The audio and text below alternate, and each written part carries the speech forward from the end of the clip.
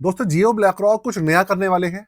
ये इंडिया का पहला AI generated sector rotation fund launch करने वाले हैं। अब मैंने आपको बता दूं, अभी एक हफ्ते पहले वीडियो बनाई थी जिसके अंदर मैंने कहा था इनके 3-4 फंड्स आने वाले हैं, जिसके अंदर एक फंड काफी ज्यादा इंटरेस्टिंग है। वो सेक्टर रोटेशन फंड था। तो भाई इसकी एनएफओ की डिटेल सामने आ चुकी है। किस तरीके का फंड है, किस तरीके से काम करेगा, कब लॉन्च होगा, कब बंद होगा, कितने पे होगा, कैसे होगा, सारी की सारी इंफॉर्मेशन इसी वीडियो के अंदर देने वाला हूं मैं आपको। बहुत इंटरेस्टिंग फंड है। इंटरेस्टिंग का मतलब ये नहीं है कि आप लोग तैयार हो जाइए इसके अंदर, ऐसा बिल्कुल भी नहीं है। पहले समझिएगा, देखिएगा और उसके बाद सोचिएगा कि करना क्या है। ठीक है दोस्तों, तो नमस्कार, स्वागत है मेरे चैनल दी एक्टिव तरुण में। वीडियो को लाइक कर दीजिएगा और चैनल को जरूर सब्सक्राइब कर दीजिएगा और वीडियो ना एंड तक देखिएगा। भले ही आप कुछ करें या ना करें, लेकिन ना ये जो वीडियो है सेक्टर रोटेशन म्यूचुअल फंड्स, ये अपने आप में बिल्कुल एक यूनिक कैटेगरी है और यूनिक फंड्स है। तो एंड तक देखिएगा। इसलिए चलिए शुरू करते हैं। कंप्यूटर पे मैं आपको लेकर चलता हूं। उससे पहले सेक्टर रोटेशन एक्चुअल में म्यूचुअल फंड्स होते क्या हैं वो मैं आपको बताऊंगा, लेकिन थोड़ा सा पहले डेटा आपको दिखा देता हूं, उसके बाद समझाऊंगा आपको कि कैसे काम करते हैं, होते क्या है, इनके बेनिफिट क्या है और इनके नेगेटिव। कंप्यूटर स्क्रीन आपके सामने चालू हो चुकी है।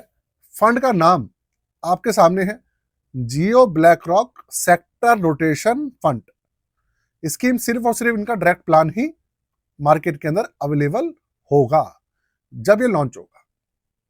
सबसे पहले मैं आपको बता दूं, ये 10 रुपए पे लॉन्च होगा और जनवरी में लॉन्च होगा। 10 रुपए पे इसका एनएवी रहेगा और ये एक ऐसा सॉफ्ट मतलब ये एआई मैनेज फंड है। एसएसी जो अप्रोच है इनकी, उसके ऊपर बेस्ड होगा।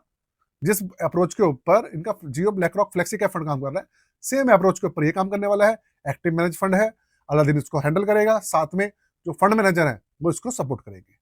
तो पहले समझते हैं इसका जो की फीचर्स हैं, वो बाद में देखेंगे, पहले इसका डेटा देखते हैं।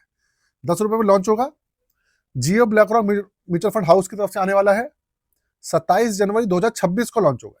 मतलब ऑलमोस्ट एक महीना मान लीजिए आप, एक महीने के आसपास बाद ही लॉन्च हो जाएगा। लेकिन इसके बारे में मैं आपको इसलिए बता रहा हूँ क्योंकि बड़ा यूनिक तरीके का फंड है भाई। ये बड़ा यूनिक तरीके का फंड है और इंडिया के में इस तरीके का ना, ये सिर्फ दूसरा फंड है। ऐसा कोई फंड लॉन्च ही नहीं हुआ है, बस एक फंड अभी चल रहा है ऑलरेडी। इसके अलावा और कोई फंड नहीं है ऐसा। दूसरा, 9 फरवरी 2026 को ये बंद हो जाएगा। ओपन एंडेड स्कीम रहने वाली है ये, और इसके अंदर वही एसआईपी अमाउंट 500 रुपए रहेगी और एप्लीकेशन अमाउंट भी 500 रुपए रहेगी। इसके अलावा प्लान ओनली और ओनली ग्रोथ ऑप्शन रहेगा। किसी तरीके का लॉक इन पीरियड इसमें नहीं रहने वाला है। और एग्जिट डॉट जैसा कि जियो ब्लैक रॉक ने वादा किया था, इन्होंने वादे को भी निभाया है और सिर्फ 0% रखा है एग्जिट डॉट, जो कि अपने आप में बहुत अच्छी बात है। निफ्टी 500 टीआरआई ये इसका बेंचमार्क होने वाला है और रिस्क मीटर्स का वेरी हाई होने वाला है।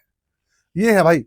और इसके जो फंड मैनेजर हैं वो कौन होने वाले हैं? साहिल चौधरी जी वो रहने वाले हैं, और तन्वी कचेरिया जो इनकी जियो ब्लैक रॉक फ्लेक्सी का की स्कीम मैनेज कर रही है ना, वही रहने वाली है। तो दोस्तों ये फंड है। और अब अगर मैं आपको बात करूं, इस फंड का आपने डिटेल्स देख ली, कब लॉन्च हो रहा है, कैसे लॉन्च हो रहा है, क्या है, क्या एनएफओ है। एनएफओ की डिटेल मैंने आपको सब बता दी है।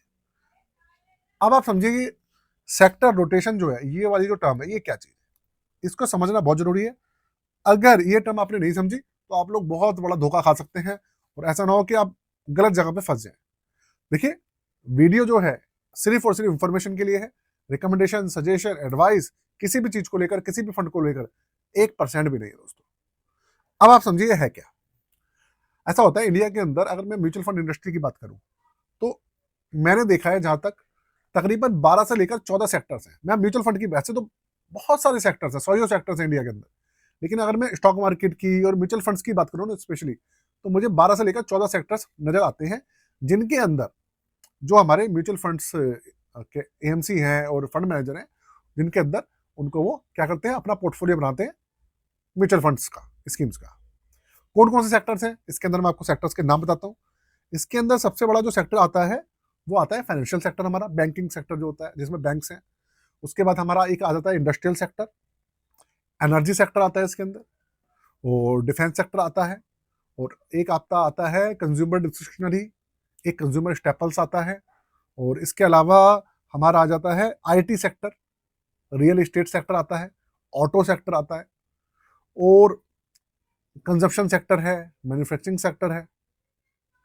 इस तरीके के सेक्टर्स हैं इसके अंदर, म्यूचुअल फंड्स के अंदर। और भी कुछ सेक्टर्स हैं जिनके मैं नाम बोल रहा हूँ। तो ऐसे 12-14 सेक्टर्स हैं। तो अब होता क्या है कि ये समझिए, ये फंड है क्या, पहले ये समझिए। ये एक थीम बेस्ड फंड है, ये आपके सामने लिखा है ना थीम, ये एक थीम बेस्ड फंड है, लेकिन नाम में इसके सेक्टर है, नाम में सेक्टर है लेकिन है थीम बेस्ड फंड। अब एक्चुअल में आप समझिए, अगर मान लीजिए हमारे पास इंडिया के अंदर 10 अच्छे सेक्टर्स हैं, रियल एस्टेट सेक्टर भी है, हमारा इंफ्रा सेक्टर है, तो बहुत सारे सेक्टर्स है भाई। अब होता यह है कि हर समय इंडिया में ऐसा होता है कि ऐसा तो है नहीं कि इंडिया के अंदर जब ग्रोथ होती है, जब जब बुल रन होता है, बुल रन जब होता है तो सारे के सारे सेक्टर्स तो भागते नहीं है, कुछ सेक्टर्स ऐसे होते हैं जो डाउन भी होते हैं। तो ये एक्चुअल में करेंगे क्या, ये म्यूचुअल फंड हाउस वाले, एएमसी वाले, जो अलादीन है, ये करेगा क्या कि ये 12-14 जो सेक्टर्स हैं इंडिया के, मार्केट की कंडीशन को देखते हुए, मार्केट के डेटा को देखते हुए, पूरे डेटा को एनालाइज करने के बाद, जिस सेक्टर के अंदर सबसे ज्यादा क्या है, रिटर्न्स मिलने की संभावना है, रिस्क कम है, पोटेंशियल जो होता है वो ज्यादा है, ग्रोथ ज्यादा है, ऐसे सेक्टर के अंदर ये क्या करेंगे, शिफ्ट कर जाएंगे। मान लीजिए अभी के समय में डिफेंस सेक्टर के अंदर बहुत ज्यादा अच्छी ग्रोथ है, तो ये डिफेंस सेक्टर के अंदर रहेंगे। अब इनको लगता है भैया डिफेंस सेक्टर के अंदर भैया खतरा रह रहा है, एनर्जी सेक्टर के अंदर ज्यादा ग्रोथ है, तो ये क्या करेंगे, डिफेंस सेक्टर से पूरी की पूरी एग्जिट कर देंगे, सारे स्टॉक से एग्जिट करने के बाद पूरे के पूरे जो एनर्जी सेक्टर है उसके अंदर शिफ्ट कर देंगे। फिर एनर्जी सेक्टर के बाद मान लीजिए इनको लगता है कि अब रियल एस्टेट सेक्टर के अंदर अच्छा पैसा बन सकता है, तो ये एनर्जी सेक्टर से निकलकर रियल एस्टेट सेक्टर में आ जाएंगे। फिर इनको लगता है कि रियल एस्टेट सेक्टर में अब थोड़ा सा मतलब डेंजर जोन है, उससे ज्यादा अच्छा हमारा बैंकिंग सेक्टर चल रहा है, तो ये बैंकिंग सेक्टर में चले जाएंगे। या इनको लगता है कि हेल्थ केयर सेक्टर हमारा ज्यादा चल रहा है, हेल्थ केयर सेक्टर में चले जाएंगे। इस तरीके से ये लगातार सेक्टर को रोटेशन देते रहेंगे लगातार। अगर मैं सेक्टर रोटेशन फंड की बात करूं तो सेक्टर रोटेशन फंड ये इंडिया का पहला फंड है मेरे ख्याल। मल्टी सेक्टर रोटेशन फंड तो ऑलरेडी है एक, श्रीराम म्यूचुअल फंड हाउस की तरफ से, लेकिन सेक्टर रोटेशन फंड ये इंडिया का पहला है जो कि इनकी तरफ से आया है। तो इस तरीके से लगातार ये जो सेक्टर्स हैं उसको चेंज करेंगे। अब उसका बेनिफिट क्या है, देखिए बेनिफिट यही है कि भाई अगर मान लीजिए मार्केट के अंदर क्रैश आ रहा है और कोई एक ऐसा सेक्टर है जिसके अंदर गिरावट कम है या वो पॉजिटिव चल रहा है, तो ये सारे के सारे जो स्टॉक्स हैं उसके स्टॉक शामिल कर लेंगे पोर्टफोलियो में, जैसे कि फंड के अंदर ग्रोथ रहे थोड़ी बहुत या गिरावट कम रहे। देखिए जब मार्केट में क्रैश आता है तो सारे गिरते हैं, लेकिन फिर भी कुछ चीजें ऐसी रह जाती हैं जो कि कम गिरती है, तो इस तरीके से ये करेंगे। ऐसा मैं नहीं कह रहा हूं, ऐसा इनका कहना है जियो ब्लैक रॉक वालों का। तो भाई ये इनकी स्ट्रेटेजी है।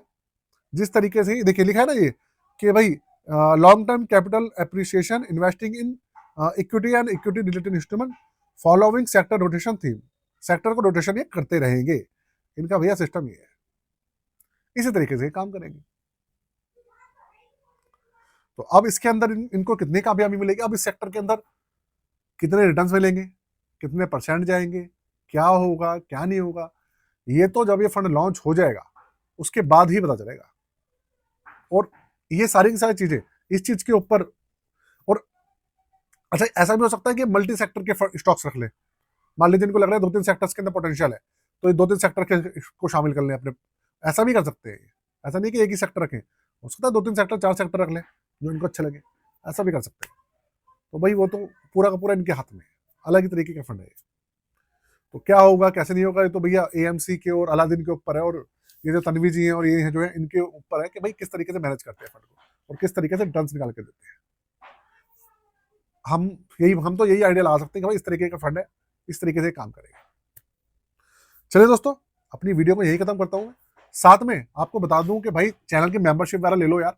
मेंबरशिप जो मेंबरशिप मतलब जो ज्वाइन बटन है आप उसको दबाकर मात्र 59 रुपीज में कुछ है, उसके अंदर फायदा आपको ये होगा कि भाई आपके लोगों के जो कमेंट्स हैं उसका रिप्लाई सबसे पहले होगा, और भी आपको मेंबर्स ओनली वीडियोस मिलेंगी, आपके जो क्वेश्चन है उसका आंसर मिलेगा आपको। साथ में अगर आप अपना पोर्टफोलियो रिव्यू कराना चाहते हैं, आप अपना पोर्टफोलियो बनवाना चाहते हैं, 2026 आ रहा है, नया पोर्टफोलियो बनवाना है, रिव्यू करवाना है, आप वो करवा सकते हैं।